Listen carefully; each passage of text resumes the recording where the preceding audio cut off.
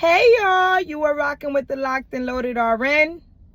It's Friday, y'all, at last. Look, my face is all shiny because your girl has been running all day. I had 2 CPR classes this morning, one at 8:30, one at 11. Then I had a bunch of errands to do, and I have a stop at Walmart again, and then I'm going to go home. But while I was driving to Walmart, something came to my mind that I wanted to share with you guys. One of the people that came to get their BLS certification was talking to me about how she was considering to go to school for nursing, but she feels like she's too old, in her words, to go to school for nursing. And I told her what I always tell people. There will never be a perfect time to go to school. And so if you're considering to go to nursing school or any school, I'm talking to you. Once you pass the age of 17, 18, you know that age where you young and you able to go to school and just focus on school. You know how parents say your job is to go to school. Once you pass that age group, there will never be a right time or a perfect time. That's what I should say. There will never be a perfect, easy time for you to go to school.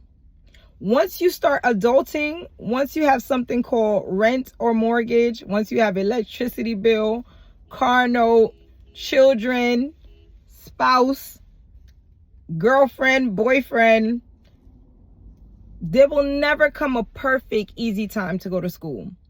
And to add to it, any time that you decide that you plan to do something to better your life, I promise you that's when it's going to rock your world. That's when it will get even harder. The perfect relationship you had, that's when you're going to be doing double take like, who are you? Because things that the person never did while you weren't in school, all of a sudden they're going to find themselves doing when you are in school. The job that was so secure while you were in school is going to all of a sudden come and say they have to cut the budget and they got it while you are in school. And so I tell people, don't wait.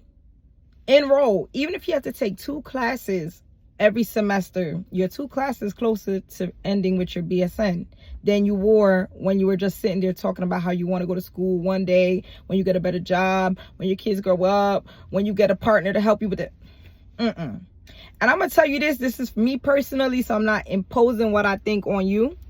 But one thing I do know to be true is that when God puts a vision or a goal on your heart, He's going to provide the means to make your vision come to be. And sometimes we think that our vision is going to come to be through vicariously through us or through other people supporting us. And God is like, it's not you, it's not him, it's not your wife's check, it's me that's going to make it happen. And that's a whole nother subject, y'all, for another day. But I really wanted to say that because as I sit here and nurse today, I can tell you something. I paid for my BSN out of pocket. And I know you're thinking, oh, she must have became an LPN first, and so she was making money. I was working as a CNA. First, I was working as a patient transporter, making $10.50 an hour, pushing the people in the stretchers and the beds to the exam things in the hospital, the exam locations in the hospital.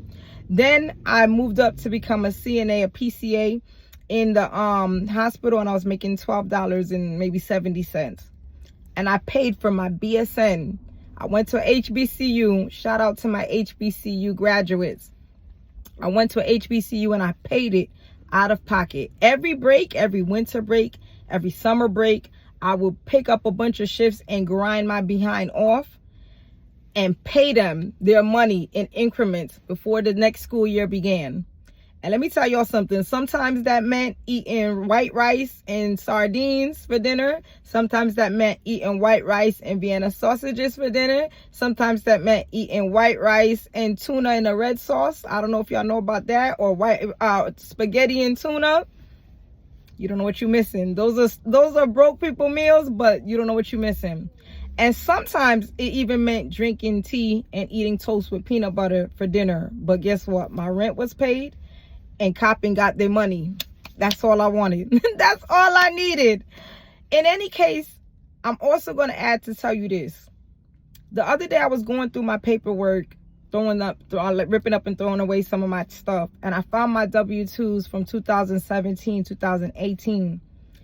And when I saw it, it made me like sit on the floor, and I'm not gonna lie to you, I bawled like a baby.